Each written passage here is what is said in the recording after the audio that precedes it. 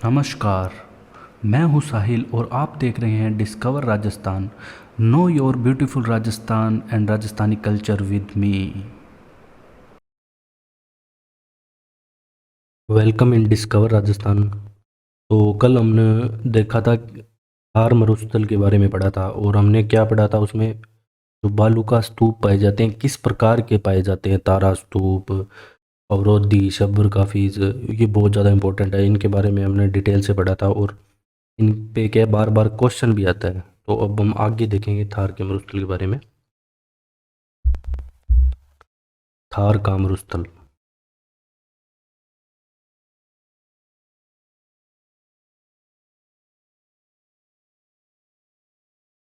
हम पूरा अच्छे से कंप्लीट करेंगे जैसे अरावली पर्वतमाला किया था। तो यहाँ पे भारत में कुल डेजर्ट जोन बने हुए हैं, मतलब इतने राज्यों के अंदर भी डेजर्ट जोन बना रखे हैं। ऐसा तो है नहीं कि पूरे राज्य में मरुस्थल फैला हुआ है हर किसी में। तो भारत में कुल डेजर्ट जोन कितने हैं ये आपसे नहीं पूछेगा, ये सिर्फ जनरल इन्फॉर्मेशन के लिए है। भारत में कुल डेजर्ट जोन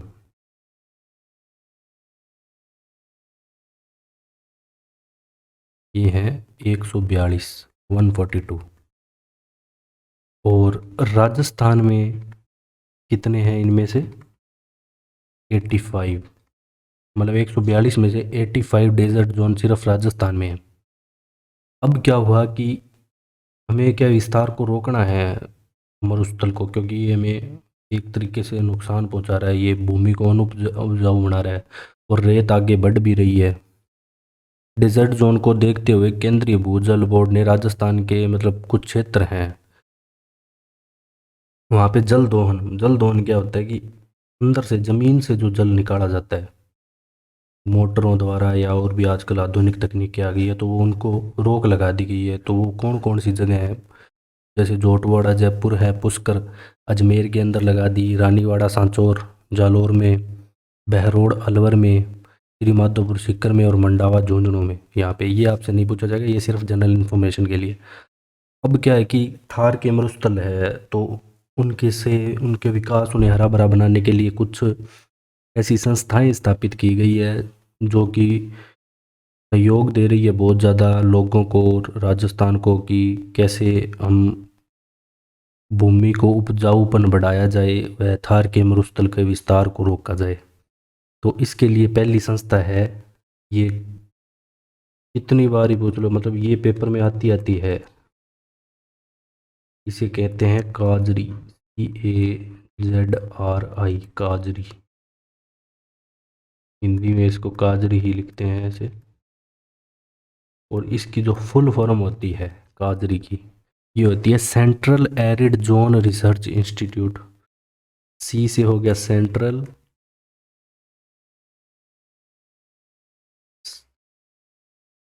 ए से हो गया एरिड, एरिड मतलब शुष्क, जोन भाग, रिसर्च, ये रिसर्च करते हैं कि कैसे हम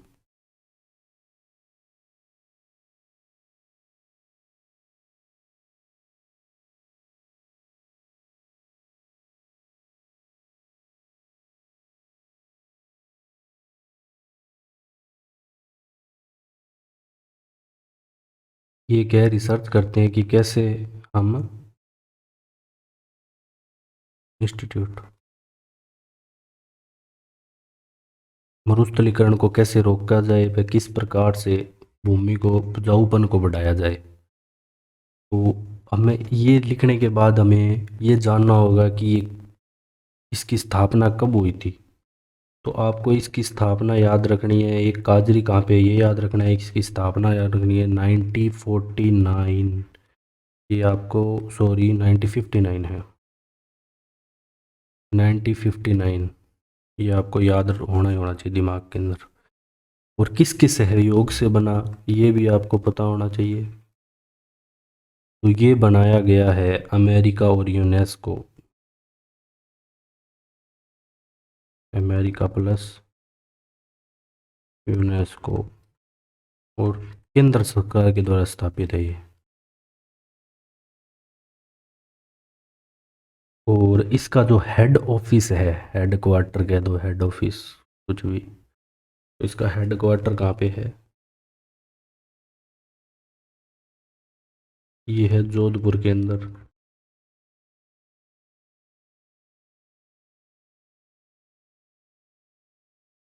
हेड क्वार्टर हो गया जोधपुर में। और इसके क्षेत्रीय कार्यालय भी बनाए गए क्योंकि केंद्र सरकार के द्वारा स्थापित है, तो और भी जो डेजर्ट जोन है आसपास के, उनसे संबंधित क्षेत्र भी बनाए गए हैं। तो क्षेत्रीय कार्यालय भारत में बनाए गए हैं, वो देख लेते कहाँ पे है। क्षेत्रीय कार्यालय, ये इतना मतलब याद रखने के लिए इम्पोर्टेंट नहीं है। क्षेत्रीय कार्यालय, क्षेत्रीय कार्यालय भारत में है। एक तो लेह लद्दाख,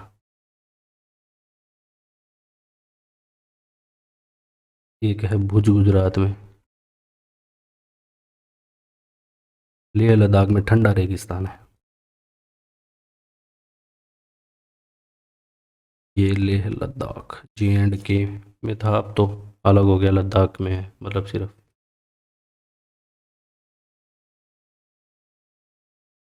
राजस्थान में इसके कार्यालय हैं बीकानेर, जैसलमेर और पाली में।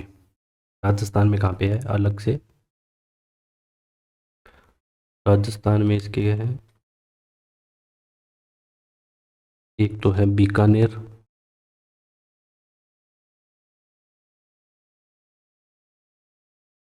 जैसलमेर और पाली। तो जो काजरी है, इसका उद्देश्य क्या है? इसका उद्देश्य है कि मरुस्थल के विस्तार के प्रसार को रोकना, और शुष्कता है जो भूमि के, मृदा के अंदर शुष्कता है, उसको कम करना।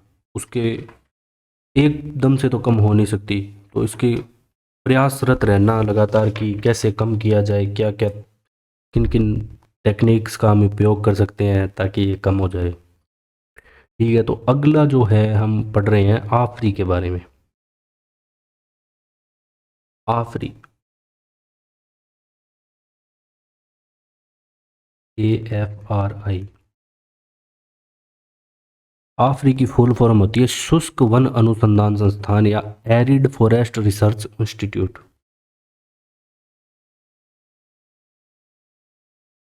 एरिड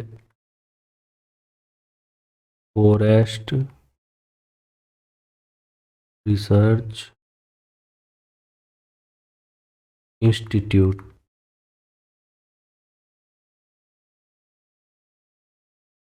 ठीक है, शुष्क वन अनुसंधान संस्थान, आपको तो बस आफरी याद रखना है। शुष्क वन अनुसंधान संस्थान। अब इसकी स्थापना कब की गई थी? इसकी स्थापना भी केंद्र सरकार के द्वारा की गई थी। वो की गई थी 1985 में, वो था 1959, वो आपको याद रखना है अच्छे से। इसकी स्थापना की गई थी 1985 में केंद्र सरकार के द्वारा।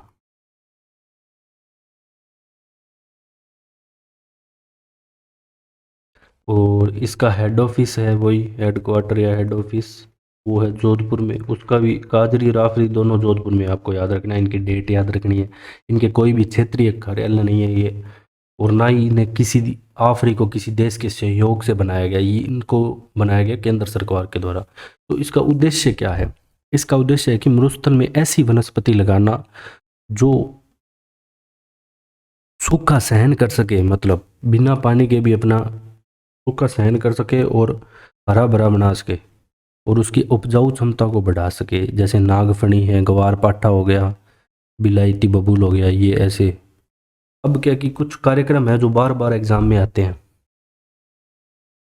दो कार्यक्रम है, आप पिछले एग्जाम्स के क्वेश्चन उठा के देखोगे कितने भी सालों के, तो ये क्वेश्चन बार बार आया हुआ है। वो कार्यक्रम कौन कौन से है? एक तो है सूखा संभाव्य कार्यक्रम, और इन दोनों में क्या कन्फ्यूजन भी हो जाता है कई बार, तो वो भी दूर करेंगे हम। सूखा संभाव्य कार्यक्रम। अब इसकी शुरुआत कब की गई थी? पहले तो यही पूछा जाता है, सीधी बात है क्वेश्चन। और इसके अलावा कोई क्वेश्चन नहीं पूछा जाता, सीधा पूछा जाता है उन सूखा संभाव्य कार्यक्रम की शुरुआत कब की गई थी। तो इसकी शुरुआत 1974-75 में की गई थी, 1974 एंड 1975। अब इस कार्यक्रम में क्या था, इस कार्यक्रम में केंद्र और राज्य का अनुपात क्या था, केंद्र और राज्य का जो वहन करेंगे खर्चा, मतलब ये था 75/25। ठीक है, सेंट्रल और राज्य का। अब इस कार्यक्रम को कितने जिलों में चलाया गया, तो प्रारंभ में तो 8 जिलों में चलाया गया, लेकिन वर्तमान में क्या है, 11 जिलों में और 32 विकास खंडों में, 32 विकास खंडों में चल रहा है। ये इसका क्या है, वर्तमान की कंडीशन है। और इसका उद्देश्य क्या है, वही सूखे के प्रभाव को कम करके अर्थव्यवस्था को पटरी पर लाना। अब एक आता है मरु विकास कार्यक्रम। ये 74-75 याद रखना बस आप। अब क्या आता है, पेन दूसरा यूज कर लेता हूँ।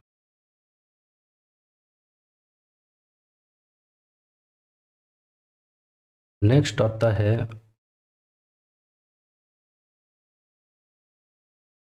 ये इंपॉर्टेंट है, इंपॉर्टेंट लगा लेना इसको, मरु विकास कार्यक्रम।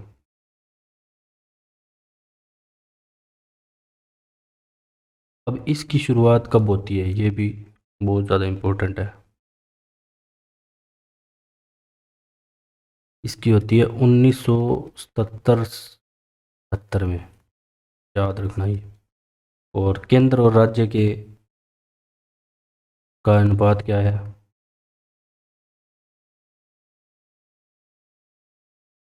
वही 75/25। और पूर्व में 11 जिले थे, अब 16 जिले, और पूर्व में कितने जिलों में, 11 जिलों में कार्यरत। वर्तमान में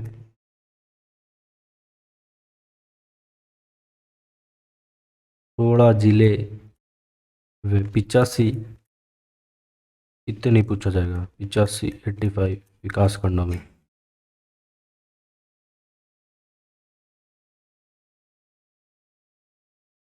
तो इसका उद्देश्य क्या है, इसका उद्देश्य भी है मरुस्थल के विस्तार या प्रभाव को कम करके अर्थव्यवस्था को पटरी पे लाना। अब एक और है,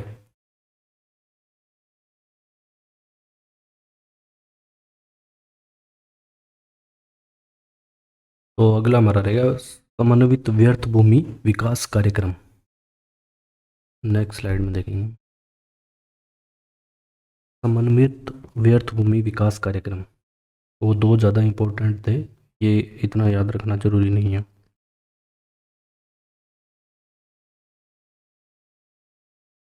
वो दोनों के एग्जाम में पूछे जाते हैं। समन्वित व्यर्थ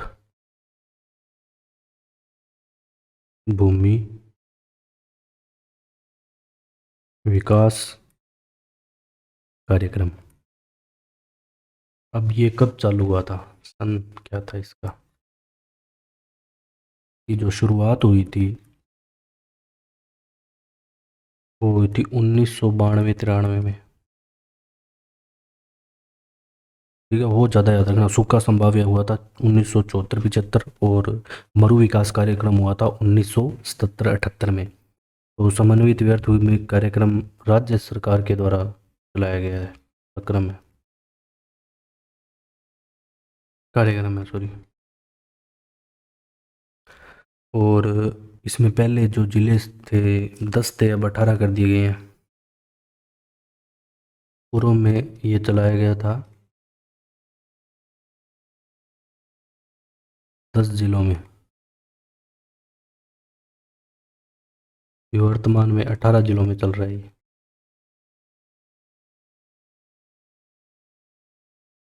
इसका उद्देश्य क्या है? इसका उद्देश्य है कि व्यर्थ या बंजर भूमि को समन्वित करके कृषि योग्य बनाना। उद्देश्य क्या है?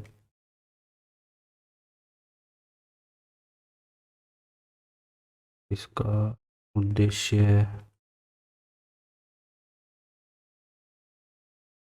व्यर्थ या बंजर भूमि को समन्वित करके कृषि योग्य बनाना।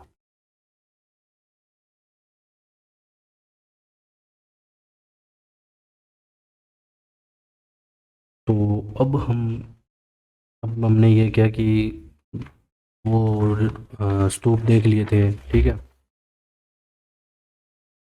अब क्या है कि थार के मरुस्थल का भी वर्गीकरण किया गया, जैसे मरुस्थलीय एरिया को भी 4 भागों में बांटा गया है। तो वो हम पढ़ेंगे कि कौन कौन से हैं वो। नेक्स्ट स्लाइड में देखते हैं।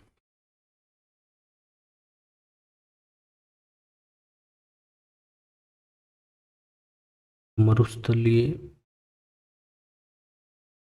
मरुस्थलीय प्रदेश।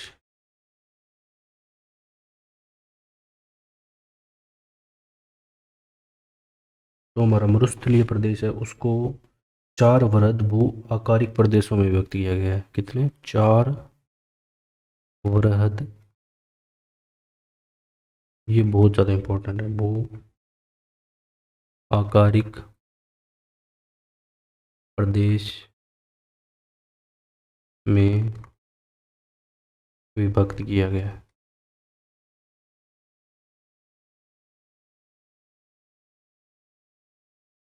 तो पहला कौन सा है? शुष्क, रेतीला और मरुस्थलीय क्षेत्र। शुष्क, रेतीला, अथवा मतलब या तो इसको शुष्क रेतीला बोल दो, अथवा अथवा मरुस्थलीय प्रदेश बोल दो।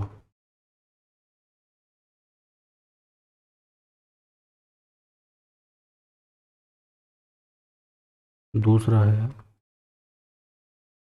लूणी जवाई बेसिन, लूणी और जवाई नदी का जो एरिया आता है। तीसरा है शेखावटी प्रदेश, यहाँ भी बहुत बड़े भाग में जल फैला हुआ है। चौथा आता है घग्गर का मैदान।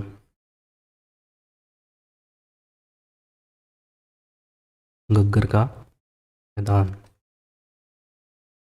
तो पहले हम देखते हैं कि शुष्क, रेतीला अथवा मरुस्थलीय प्रदेश के बारे में जानेंगे, ठीक है।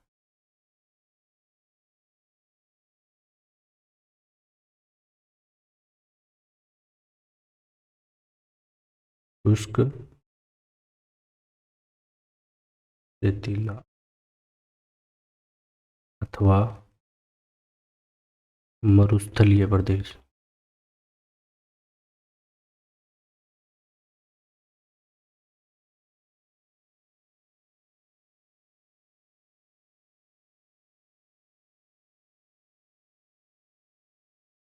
ये क्या है कि 25 सेंटीमीटर जो समवर्षा रेखा है, एक तो 40 सेंटीमीटर समवर्षा रेखा है जो राजस्थान के बिल्कुल मध्य से गुजरती है, एक 25 सेंटीमीटर समवर्षा रेखा है उसके पश्चिम में स्थित है। कहाँ स्थित है? इसकी स्थिति ध्यान रखना जरूरी है।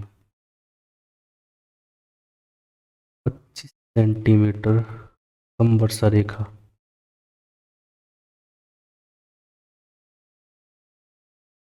रेखा के पश्चिम में। ये समवर्षा रेखा क्या होती है? मतलब यहाँ पे एक एवरेज मतलब लिया गया है कि इतनी वर्षा होती है 25 सेंटीमीटर, तो 25 सेंटीमीटर के पश्चिम में बिल्कुल भी आपको कहीं भी वर्षा नहीं मिलेगी। और इसके अंदर जो जिले आते हैं कौन से होते हैं, ये भी ध्यान रखना जरूरी है। बाड़मेर,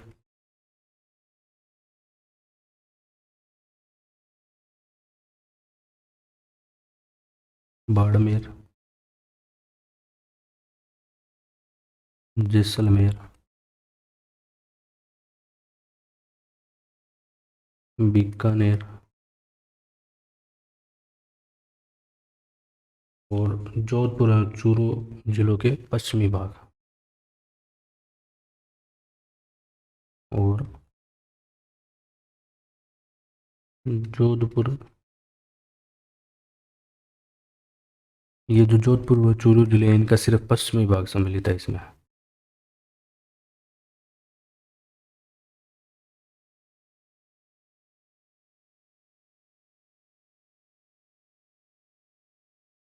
इन प्रदेशों में क्या है कि जो बालू का स्तूप है वो बहुत ही ज़्यादा उनका विस्तार हो चुका है और उनकी ऊंचाई 15 से 25 मीटर तक पहुंच गई है। 15 से 25 मीटर ऊंचे बालू का स्तूप बन चुके हैं। और सभी प्रकार के यहाँ पे आपको क्या बालू का स्तूप देखने को मिल जाएंगे, जैसे बरखान, अर्धचंद्राकार। और इनमें तो क्या है, कई स्थायी हैं, मतलब उनका जैसे अपनों ने पढ़ा था कि रेत का ट्रांसफ़र होता है पर हर साल 0.05 किलोमीटर। और कुछ यहाँ पे चट्टानी एरिया भी हैं, मतलब क्या मिट्टी का जवाब होके जिन्होंने अभी चट्टानों का रूप ले लिया है। और कई जो जैसे भू आकृति के वहाँ पे चोटी, ग्रेनाइट, सैंडस्टोन, चूना पत्थर आदि पहाड़ियाँ भी है।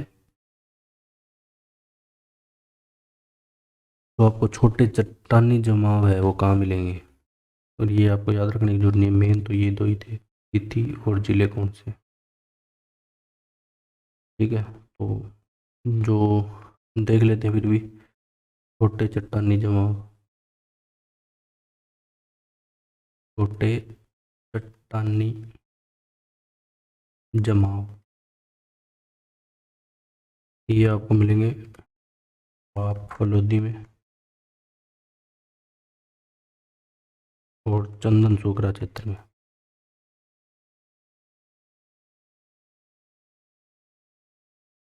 ठीक है, और खारे पानी के छिछले गर्त बाप, पोखरण, लून, करणसर तथा जैसलमेर के रामगढ़ के मध्य, मतलब वास्तविक जो मरुस्थलीय प्रदेश के अंदर आता है वो यही आता है, शुष्क रेतीला, जहाँ पे पूरा मतलब एकदम मरुस्थल ही मरुस्थल है।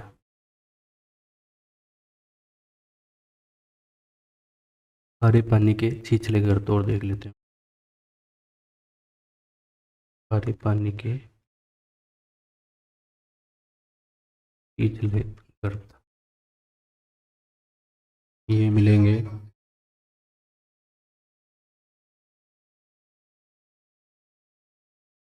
एक सेकंड। खारे पानी के छिछले गर्त मिलेंगे बाप, जोधपुर,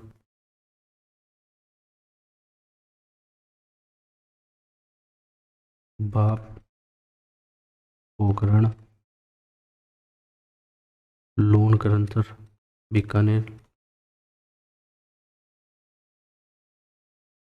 और जैसलमेर के रामगढ़। जैसलमेर में बस आपको ये ध्यान रखना है, क्या आपको मेन इस चीज़ पे फोकस रखना है कि इसकी स्थिति शुष्क रेतीला तो मरुस्थलीय प्रदेश की 25 सेंटीमीटर समवर्षा रेखा के पश्चिम में है। ये इम्पोर्टेंट है।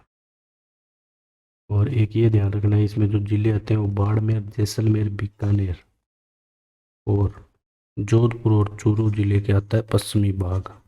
ये आपको ध्यान रखना ही रखना है। अब हम पढ़ेंगे लूणी जवाई बेसिन।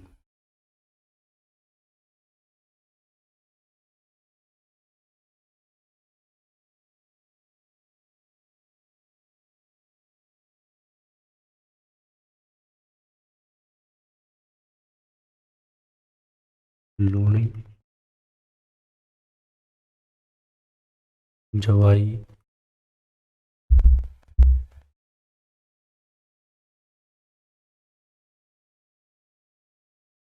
लूणी जवाई बेसिन। और एक चीज़ ये ध्यान रखना है, इसको जाना जाता है गोडवार प्रदेश के नाम से।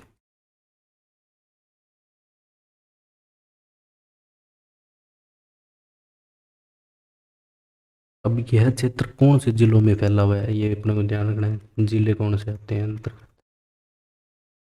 यह मुख्य रूप से जैसे पाली, जालोर, सिरोही, जोधपुर व नागौर के दक्षिणी क्षेत्र, नागौर का दक्षिणी भाग।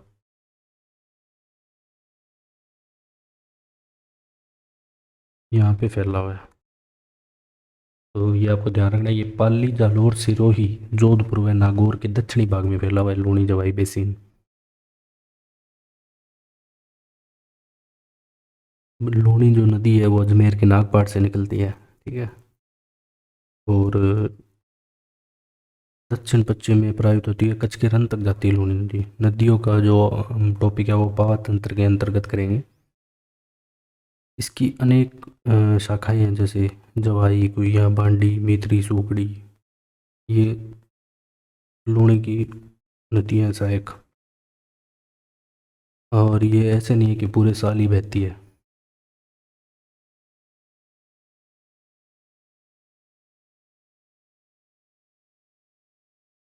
तो जो लूणी नदी है उसका प्रवाह तंत्र है कि जलोढ़ के मैदान का निर्माण होता है उसमें।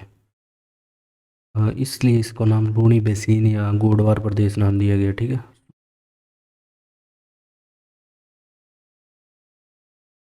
और यहाँ पे क्या है कि बालू का स्तूप है जैसे, उनके कारण लवणीयता बहुत ज़्यादा पाई जाती है कुछ क्षेत्रों में। और इसके बारे में हम देख लेते हैं थोड़ा और।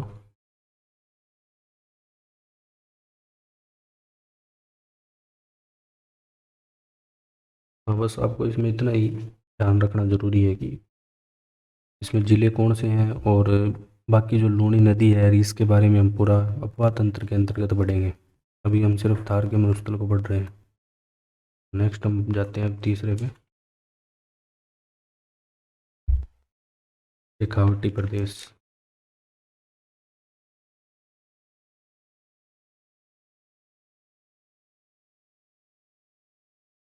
शेखावटी प्रदेश में भी ध्यान रखना है, इसको बोलते हैं बांगर प्रदेश।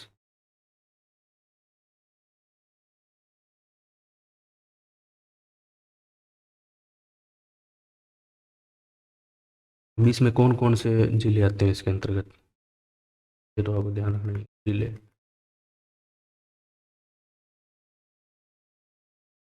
झुंझुनू,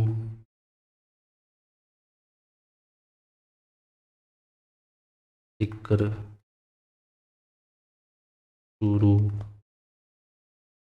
और नागौर का उत्तरी भाग। दक्षिणी था लूणी जवाई में नागौर का, ठीक है। चूरू, झुंझुनू, सीकर आते हैं मुख्य रूप से तो शेखावटी में। तो यह प्रदेश क्या है कि यहाँ पे आपको बालू का स्तूपों की ऊंचाई कम मिलेगी, लेकिन जो रेगिस्तान है वो बहुत बड़े हिस्से में यहाँ पे फैला हुआ है। बस बालू का स्तूप छोटे हैं और वो निरंतर चेंज भी होते रहते हैं।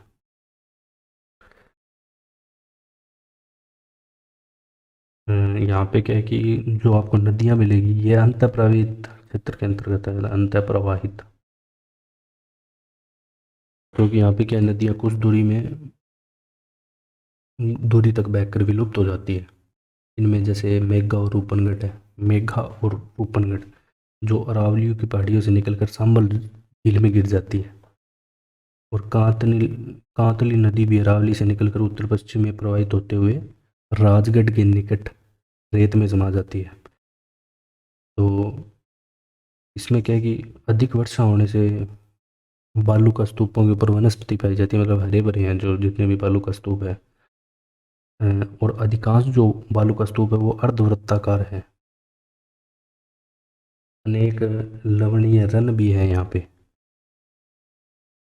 रन जो हमने पढ़ा था। दो स्तूपों के बीच में निम्न क्षेत्र पूरन कहते हैं।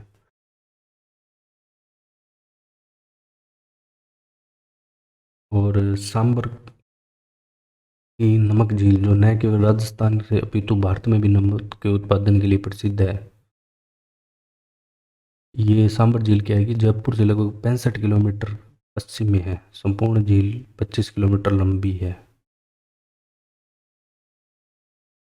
तो बस अपने को इसमें भी यही इतना ही याद रखना है कि शेखावटी प्रदेश है उसे बांगर प्रदेश कहते हैं। बाकी इसकी नदियाँ वो अंत प्रवाह है, अपवाह तंत्र में पड़ेंगे हम। और इसके अंदर जो जिले हैं वो ध्यान रखना है आपको। नेक्स्ट आ जाता है घग्गर का मैदान।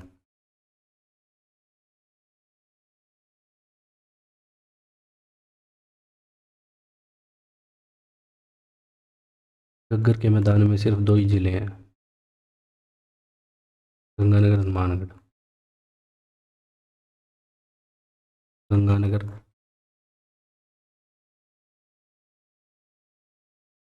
मानगढ़। ये घग्गर को क्या है कि मृत नदी भी कहते हैं, डेड रिवर। क्या घग्गर को क्या कहते हैं, मृत नदी। ये नदियों में अपने पड़े हैं प्रकार से। और ये सरस्वती नदी का अवशेष माना जाता है।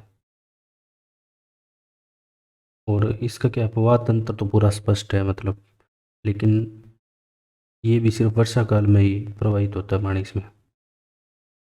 और प्राचीन वैदिक कालीन मतलब ग्रंथों में भी इसका उल्लेख किया गया है। और घग्गर के तल को जो गंगानगर और मानगढ़ के एरिया में नाड़ी कहते हैं।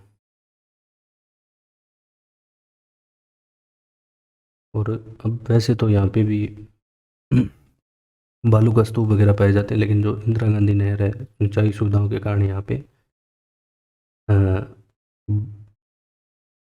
जो उत्पादकता बढ़ी है और सब प्रकार से अन्न का कटोरा कहे जाने लगा है गंगानगर, इंदिरा गांधी नहर गंग नहर की वजह से। ठीक है, तो ये हमारा पूरा होता है।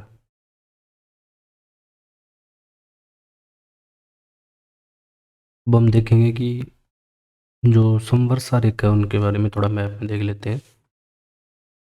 वर्षा के आधार पर जो वर्गीकरण किया गया राजस्थान का वो देख लेते हैं। वर्षा के आधार पर वर्गीकरण, वर्षा के आधार पर वर्गीकरण।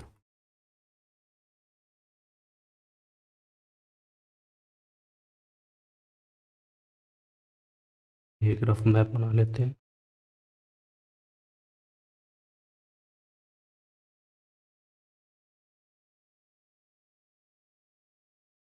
अब ये है मान लो 50 सेंटीमीटर, दो समवर्षा रेखा है तो 50 सेंटीमीटर समवर्षा रेखा। और ये होगी रफली मैंने ड्रॉ किया एक बार ऐसे 25 सेंटीमीटर वर्षा रेखा। तो 25 से कम में आते हैं 4 जिले, और 25 से 50 के बीच में आते हैं 8 जिले। अब यहाँ पे 25 सेंटीमीटर से 50 सेंटीमीटर के मध्य वर्षा होती है इन जिलों में, और 50 प्लस में बाकी जितने बच्चे हैं इसमें से। और अब हम देखेंगे थार के मरुस्थल में वर्षा के पानी को इकट्ठा करने की विधियाँ हैं, ये एग्जाम में आती है।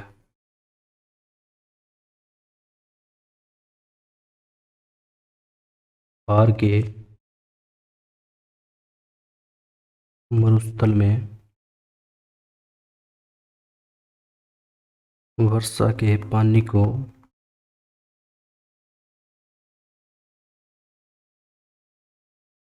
इकट्ठा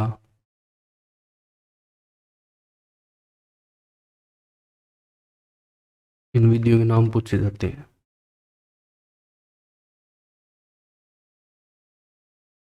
सर या सरोवर विधि, ये मिलती है आपके शेखावटी क्षेत्र में।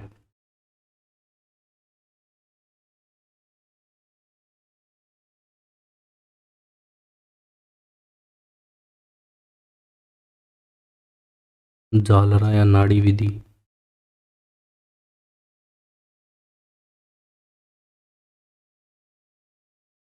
ये मिलती है जोधपुर क्षेत्र में।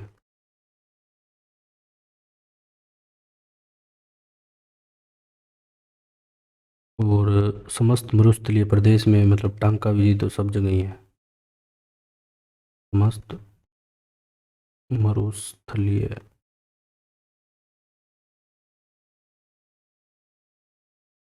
12 जिलों में है ये मुख्यतः मरुस्थलीय प्रदेश। यहाँ पे है टांका। और 8 अर्ध शुष्क प्रदेशों में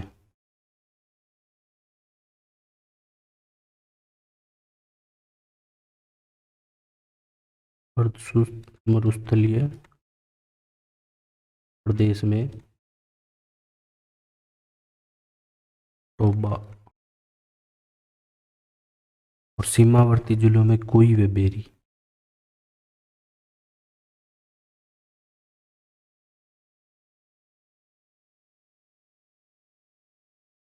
सीमावर्ती जिलों में कोई या बेरी। वह संपूर्ण राजस्थान में बावड़ी।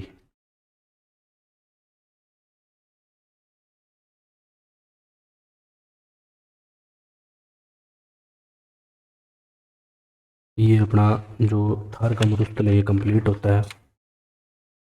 और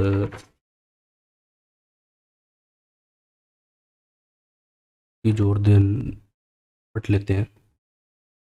ये शुरू में भी पढ़ाई थी कि ये जो थार का मरुस्थल है ये राजस्थान के क्षेत्रफल का 60.11% कवर करता है।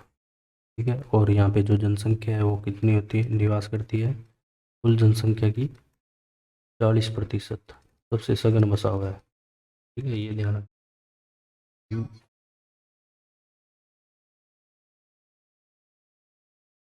Thanks for watching discover Rajasthan.